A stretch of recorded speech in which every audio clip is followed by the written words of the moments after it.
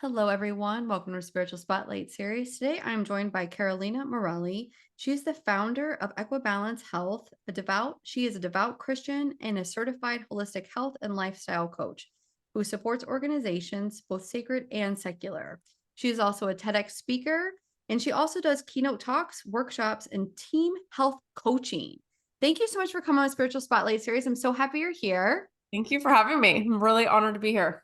So we're just going to jump right in. So, how do you intertwine holistic health practices with your Christian faith and your coaching? And why is this blend essential for your spiritual growth? Wow, that's a really good question. So, before I became a holistic health coach, when I would hear the word holistic, I would think like, oh, it's heebie-jeebie. This is like so weird.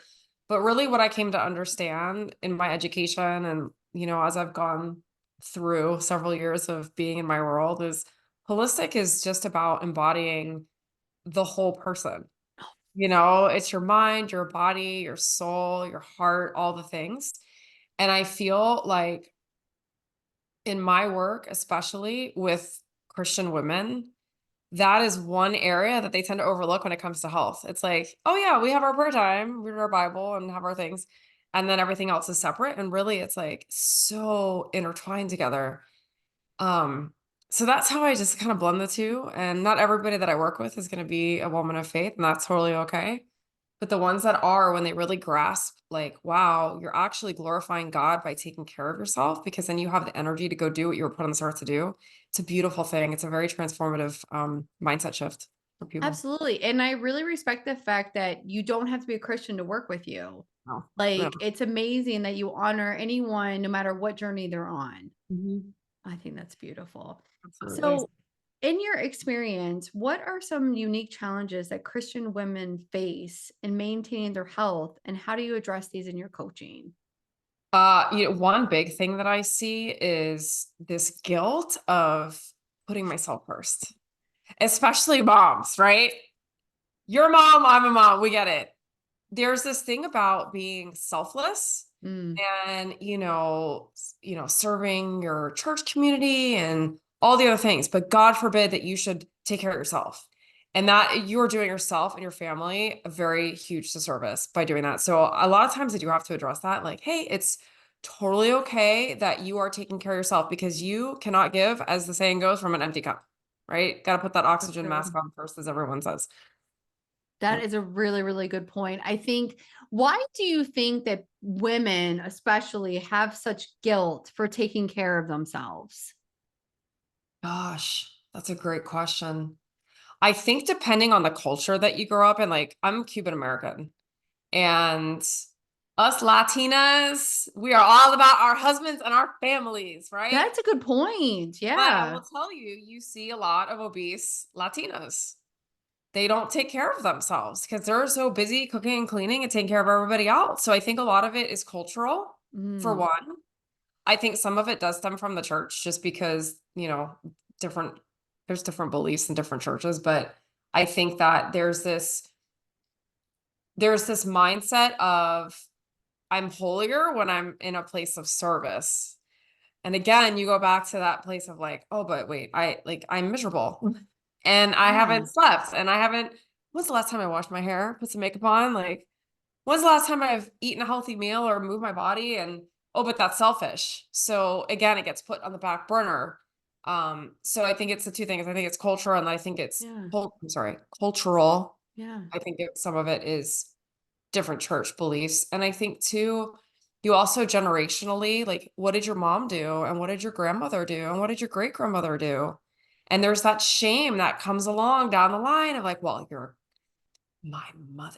grandmother would have never gone to the YMCA before she made a 5-course dinner or whatever that thing is that your grandma did or your great grandmother did. So that's what I think But kind your of grandmother probably also wasn't working a full-time job. we're Like, looking at our cell phone all day either. I mean, I do feel like so much. I want to ask you this question, and this is completely off topic. Do you feel like society as a whole hasn't caught up to the amount of work that women actually have to do in this day and age? Oh gosh, I think there is, unless you are a mom, I don't think you really grasp what we do for our families. Husbands, I think I'm very blessed because my husband is a saint. All right. The man like does everything too. And he comments a lot like, wow, you're building a business and you're managing the house and the kids manage to have clean underwear every day. Oh my gosh. And the plants and the dog have been alive for a while now. But I think in general, if you're not a mom, Yeah. you don't grasp how much mental energy we give out thinking about so and so has okay, how many kids you have? Like 4 kids. Okay, they all have sports practice or theater or whatever after Yeah. school on top of homework, on top of laundry, cooking, cleaning. You've got your own work you're trying to do and you're trying to take care of yourself. I mean, I feel like us women, we work 10 jobs, 10 I full-time jobs. Like, 100% agree with yeah, you. And I would say I would like to commend your husband for acknowledging the amount of work that you do.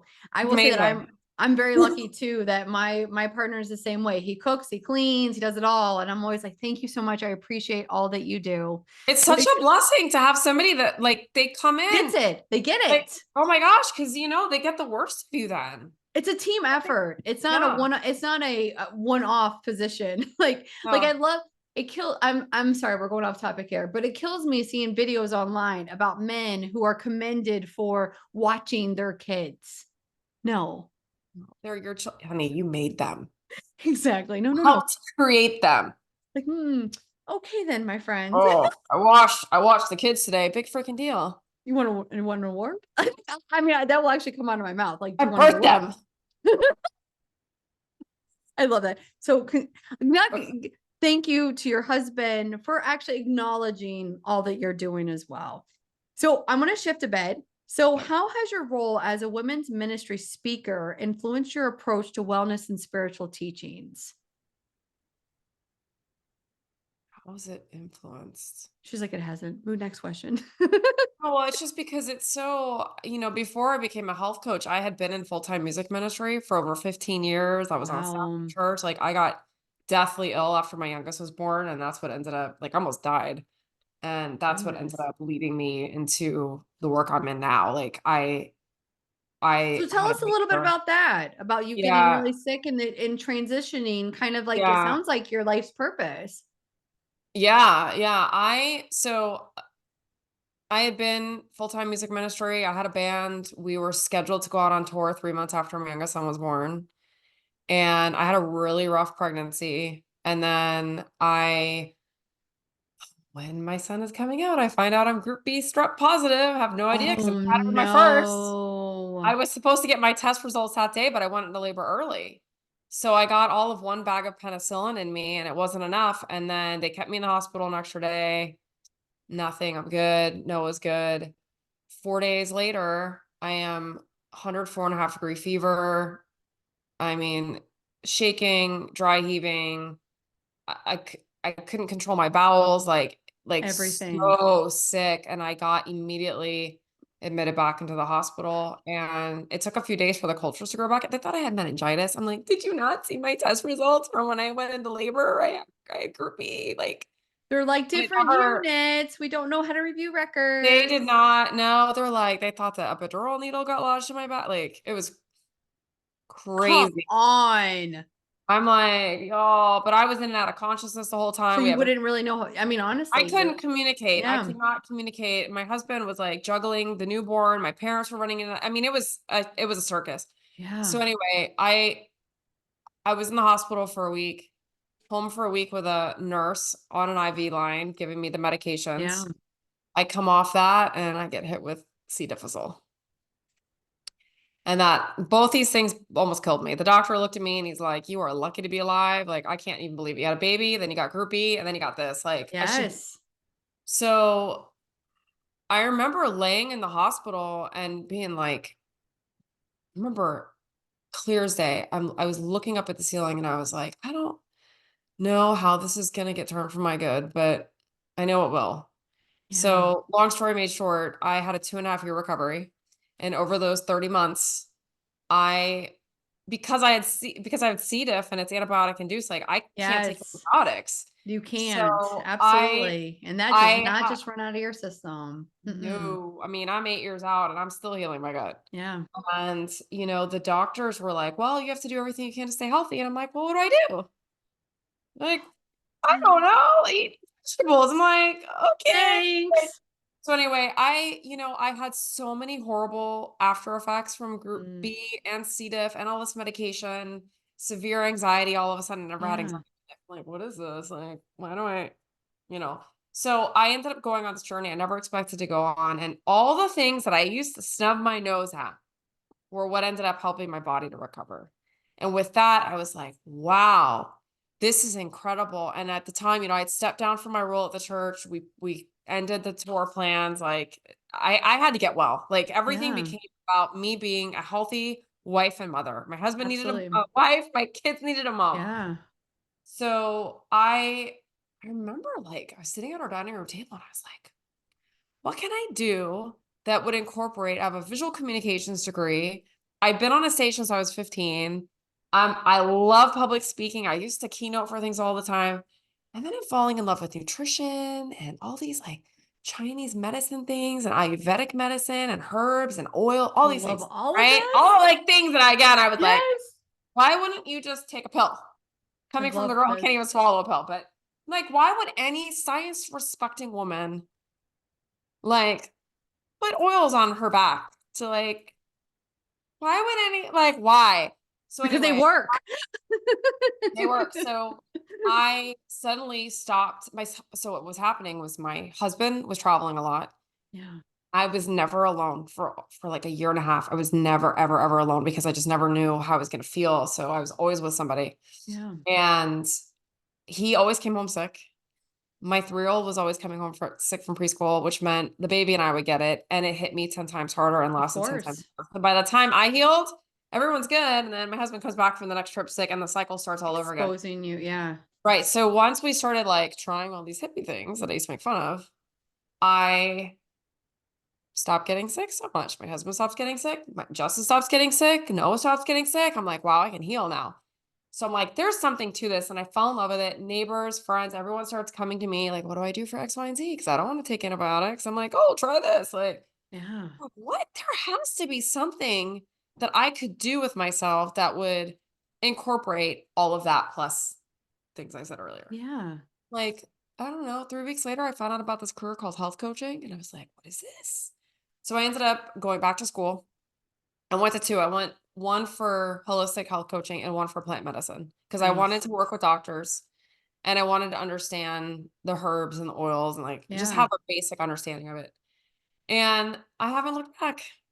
And I it's love that. yeah, and so when you ask me about like ministry and this, like like this is my ministry to Yeah, people. It's absolutely. helping them to heal, helping them to feel good, stay healthy so they have the energy to do what God put them on this earth to do. That's ministry, Absolutely. And I you like know? that you were open to maybe taking a road that you weren't necessarily comfortable with to begin with. Had no idea this happened. I still get to, like, do music at church here and there when I I want love to, it. it's fine, but, I mean, I can't even imagine tour life now. Now I'm like, "Oh god, I like to sleep way too much, and I don't like eating junk food." I love that. But it works Honestly, for me. I love that. Now, do you still do this energy RX method?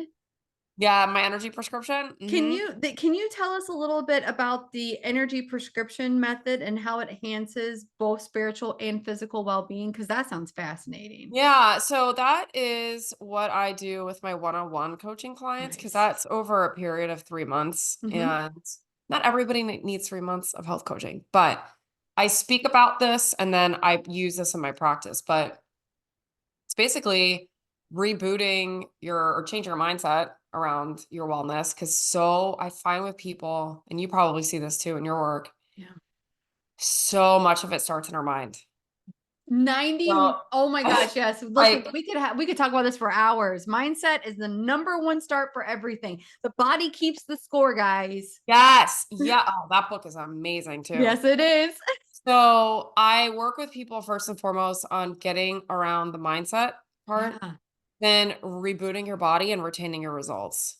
So I take people through baby steps because I do not believe in eating the entire pie at once and then having Yes. them be worse than when I found them.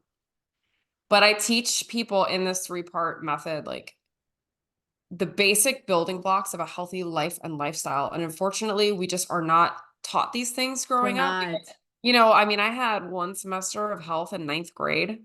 I am Yeah. a 46-year-old woman. That was a long time ago.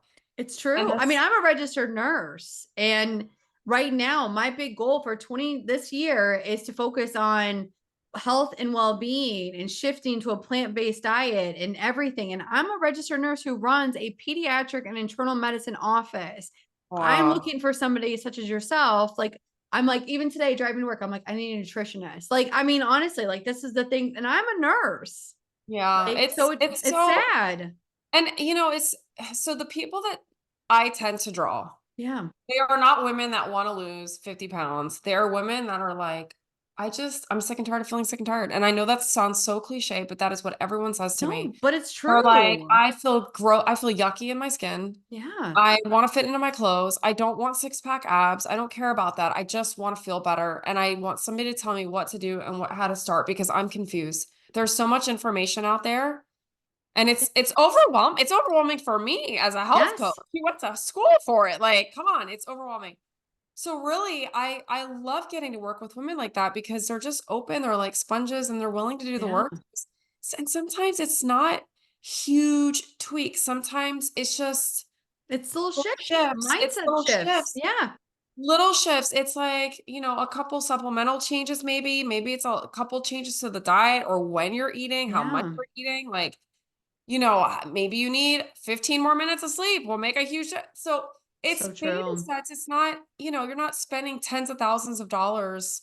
You're really just getting back to the basics. But that's where that energy prescription I love that. really works very well because the one of the biggest things people see is the shift to the energy. And that's why I call it the energy And prescription. it's, I mean, honestly, a lot of people want to have more energy. When push comes to shove, it's that they feel exhausted because they don't, like you said, they're not sleeping enough, they're not eating right, they're not exercising. But if you were to sit there and say to them, well, like give them the pie, they're not going to do it. It's too No. overwhelming. And I like And that when you you do baby steps. and like when you see, oh, okay, I can do this little thing Yeah, and I can do it consistently, then it's like you feel better about yourself, you feel better. absolutely. And then you're like, all right, well, what's next? What else can I do? I love that. I It's love it. I love what I do so much. I love this. Tell me about your TEDx talk because when this Oh goes yeah. live, we'll be linking your TEDx talk. So tell us all about the TEDx talk. Okay, well, there's only so much I can say because Okay, tell us the I secret am under contract, but information. let me tell you what I can tell you. Okay, tell us what you And can again, tell us. by the time that this goes live, you will be able to find it and you're gonna Yes, I'm gonna link it. I'm gonna link it for anyone listening. I'm gonna link her TEDx talks and she's gonna give us a little teaser about it. So we have a theme for our group and it's the currency of, and Ooh, mine is the currency of intentional living. And it's all around waking up. nice. And I had 3 deaths in my family, all back to back, I'm sorry. all tragic. And you would have thought me almost dying would have woken me up out of my slumber, out of the go, go, go. But it was kind of just like the crust of my eyes, like, oh. But it was when I faced my sister-in-law dying 3 weeks after 2 cousins were killed in the Surfside building collapse in Miami, and I was giving the eulogy. Not only did I give the eulogy, I sang part of the eulogy, Mm, and that was it. It was my wake up, and I realized in that moment, I was like, "Holy cow, you have so many more lives to impact, and you do not know when your time is up, man. yeah. You please, we all think we have, like, all the time in the world. Millions of Please, years and we don't. you are not guaranteed the next 5 mintes. Let's be real. So, I think that's amazing. yeah, so Waking that up. talk is all on, I have to be careful what I say. No, it's okay. Stop. It's okay. I want Start to say waking this up. to you. I want to say Start this to waking you. up. Mhm. So, one, I'm sorry that you went through these tragic events, but going through tragic events is really rocket fuel for ascension. So it really changes your perspective. I myself went through a tragic loss with my brother. He committed suicide, and I Oh, 100%. It's like next level, I'm and so sorry. it That's makes awful. you realize like Your life is short, and we are all here with a mission and a purpose, and we need to get to it. There you You go. know, I'm There so you go. excited about your TEDx talk. No, thank you. I am so excited about it. I love it. I'm so excited. It's going to be amazing. Waking up. What a beautiful topic for this year. Honestly, goodness. Let me ask you this. How do you guide individuals in integrating their faith into every aspect of life, including health, family, and career? And maybe you don't because they don't have to be faith based. Yeah. So for the ones that are, I will tell you, scripture talks about doing everything you do as unto the Lord. Mm, So when I'm working, when I'm folding clothes, when I'm cooking food, whether I'm, keynoting at something, I'm not doing it for somebody else. I'm doing it for God. And yeah. my focus is always on how can I use my gifts to glorify God and serve others? Because it's not Aw, about me. It's not yeah. about me at all. I'm just a conduit for something else. Yeah. So for the women that I work with that are faith-based, when I am helping them to just take a bird's eye view at all these different areas of their lives, Mhm. I get the nudges and I just know like when I'm this is going to just sound so weird, but your audience is, No, this is spiritual people. They'll channeling. get it. You're They'll get it. tapping They'll in. get it. It means You're a means vessel. divine. Yeah. You're a vessel for something. So sometimes I just know like what questions to ask. I know Yeah. like, hey, something going on here, and just really being able to point them back to the promises of scripture and Yeah. abundant living and then for the people that aren't Christian per se, but they are spiritual. I feel like I have a good way of being I could speak to anybody, to be Yeah. honest with you. But the language is different, but the intention is the same. And Yeah. it's like, all right, you're here for a reason. Right. You're here for a It's reason. like when we talk, like as a spiritual, and if I'm working with the angels or whatever, it's always God, angels, universe, like God first and foremost. Like that's what I believe. I believe in God. I pray to God every single day, and I just like to bring in a bigger scope of people. Yeah. Yeah, I love that. I think that's awesome. I think it's I love awesome. that. So before I ask you the last question, if anyone is interested in working with you in your one-on-one programs, I know that you do corporate work as well, which I think is amazing. What is the best place for them to go to? You can go to my website. It's equibalancehealth.com and it's EQUI balancehealth.com. And I will And make sure to link that as well. yeah, you can find all my stuff on there. I'm super active on Instagram. Oh, what's your Instagram handle? It's Carolina R. Morelli. Let's follow you Yeah, when we that's get where you off can this. find me. And I've got in my link tree in Instagram, like Everything in you can there. get everything off there. Everything. Everything's on there. I've got a whole bunch of free cheat sheets that you can download to Oh, get you going on your amazing. wellness journey. There's something for everybody. I don't just do one-on-one and group coaching. Yeah. I have DIY Everything. programs. I have ebooks. Like I've made myself accessible to everybody's budget I love that. for a So reason. this is actually going to lead to our last question. Okay. So for our listeners who are seeking to improve their health and spirituality, what is one piece of advice you would offer to help them to begin their journey towards their purpose-driven wellness? Get quiet every day. I feel like we are bombarded with noise and distraction all the time, and you cannot hear your own heart speak if you do not take time to be quiet every day and just sit, even if it's 5 minutes, just Yeah. be quiet. Start there. I And love that. like, I'm telling you, like, your own heart is going to be like, hey, I need to sleep more. Yeah, Hey, I need absolutely. you, like, you need to forgive so and so, or whatever the next thing that you're needing. It'll come with the quiet. Yeah. Absolutely. Well, I want to say thank you so much for coming on the Spiritual Spotlight series. I am super excited for everything that's upcoming for you. Thank you. I'm honored to be here.